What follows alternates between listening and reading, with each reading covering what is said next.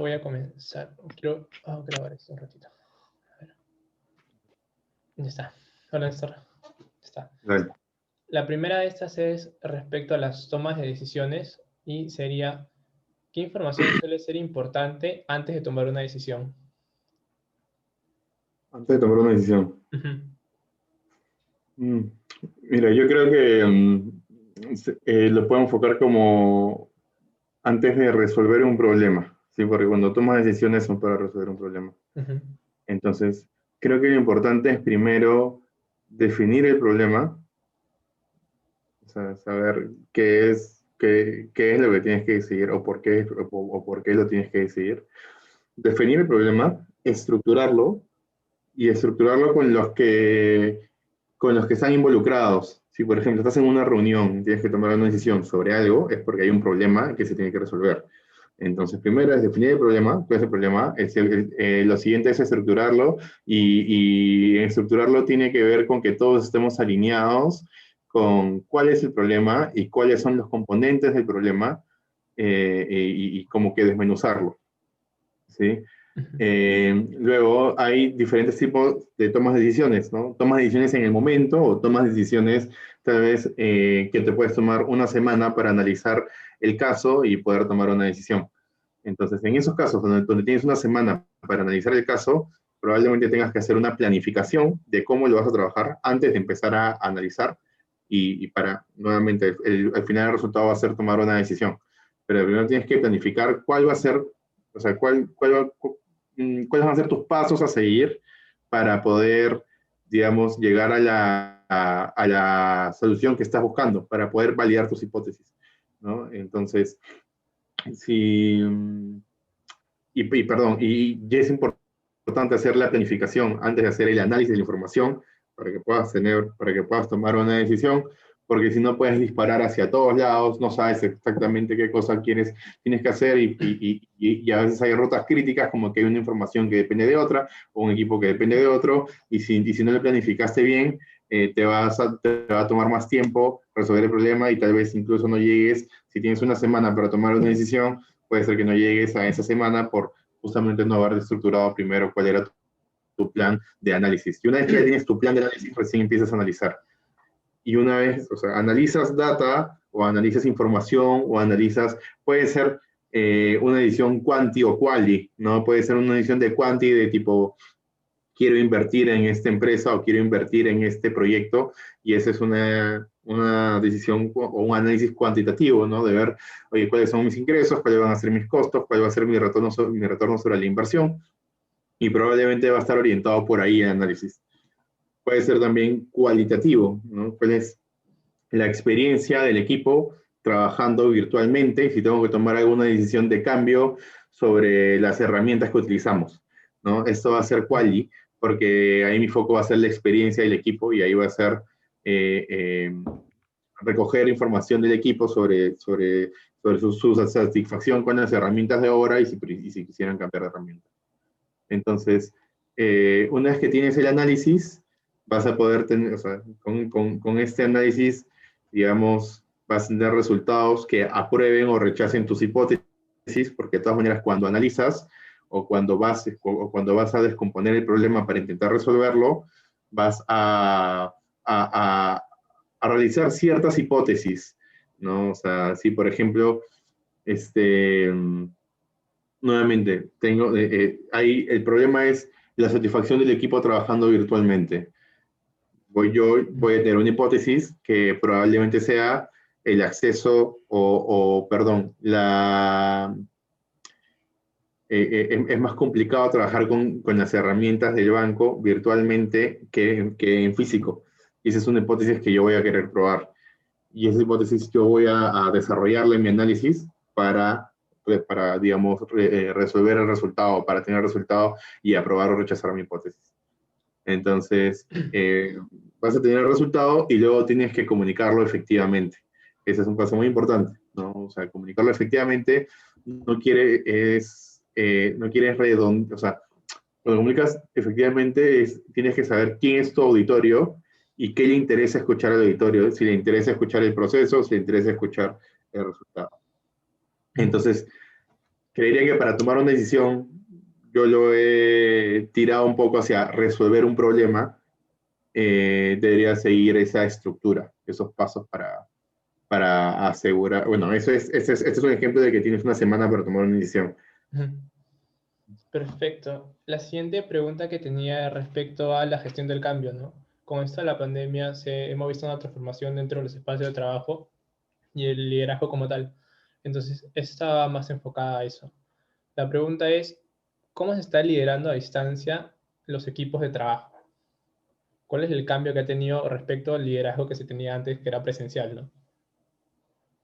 Sí, a ver, de hecho, perdemos muchas cosas, ¿no? Creo que el trabajo remoto tiene pros y contras.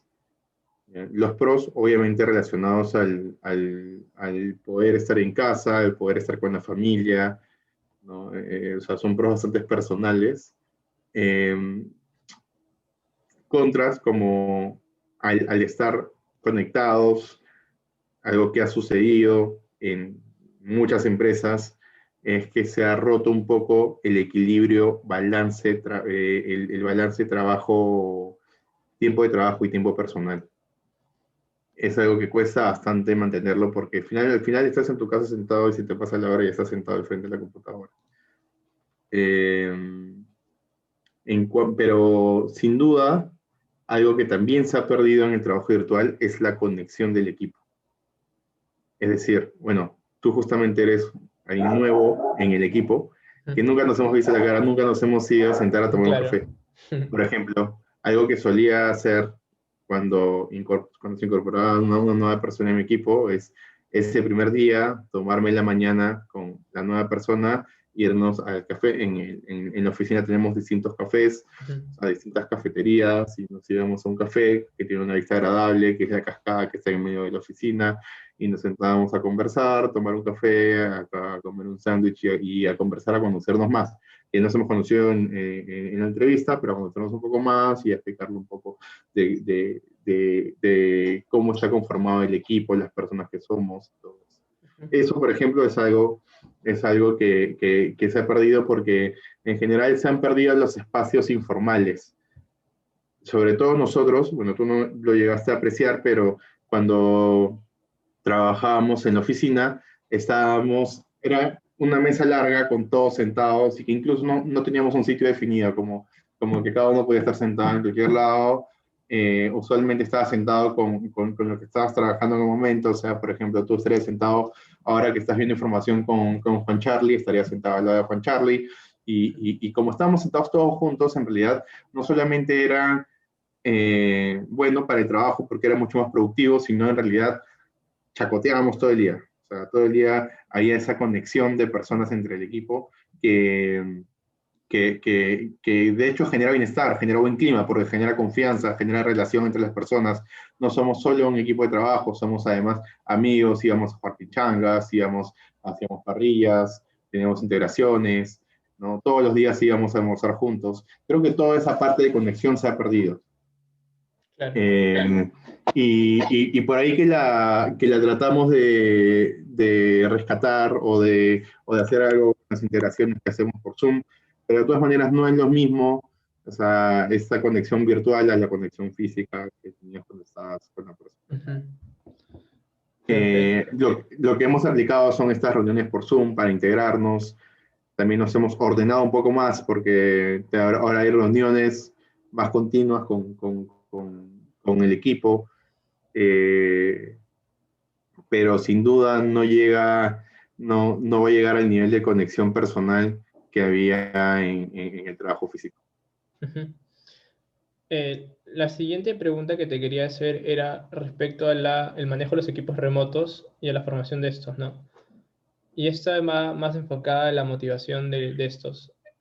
Quería saber cómo motivabas a los miembros del equipo para poder alcanzar los objetivos o los propósitos que ya han sido trazados, ¿no? Perdón, la pregunta es cómo motivo al equipo para Sí, cumplir los objetivos qué desde casa. claro, ¿qué técnicas de motivación sueles usar para motivar a los miembros del equipo, ¿no? Eh, Mira, creo que tenemos un equipo que tiene muy buena orientación al logro de resultados. Entonces, usualmente tenemos nosotros, por llamarlo de alguna forma, un producto que terminar. Y el equipo es súper comprometido, de hecho, no necesita que yo les, digamos, que yo realice muchas técnicas de motivación para generar este compromiso que ya está en ellos. ¿Ya? Y yo creo que ese compromiso que ya está en ellos se ha formado con el ejemplo de sus líderes. O sea, Malena, o sea, los gerentes, todos los gerentes, digamos, la línea de jefes que tienen por encima son un ejemplo en cuanto a compromiso y motivación por obtener resultados, ¿no? Y además de la exposición, estamos en un equipo donde eh, tenemos, digamos, oportunidad de conversar, presentar, intercambiar opiniones con los líderes de la organización por el core de nuestras funciones, que es el planeamiento de la empresa.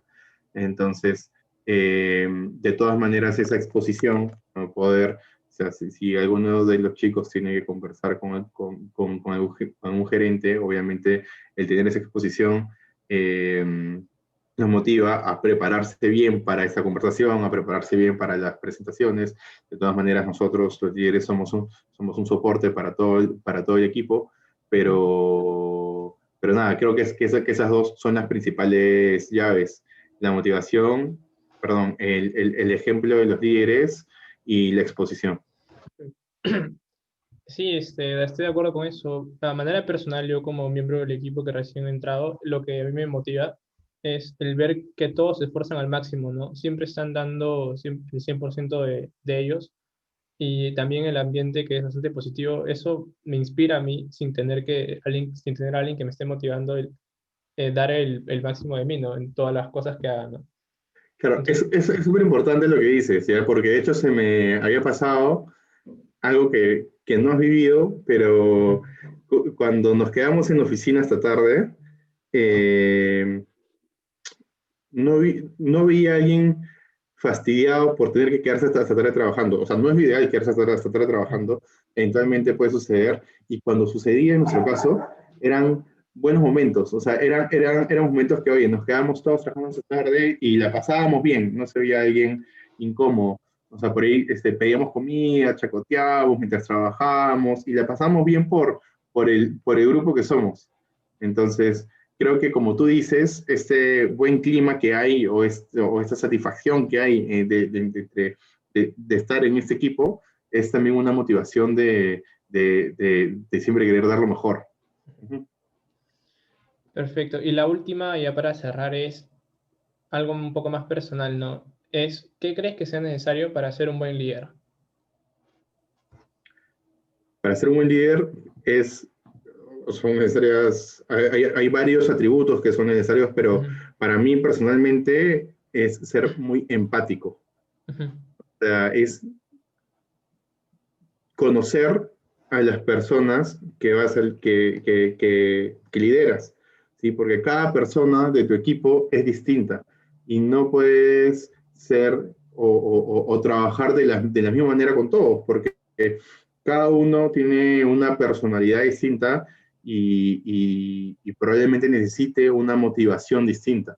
Entonces, creo que el ser empático es para mí clave para que el equipo te reconozca como líder, para que cada miembro del equipo te reconozca como líder. ujú. Ya. Eso era todo más que nada. Era una breve entrevista. Gracias por estar acá acompañándome a hacer esto, ¿no? De verdad, No te aprecio preocupes. mucho esto.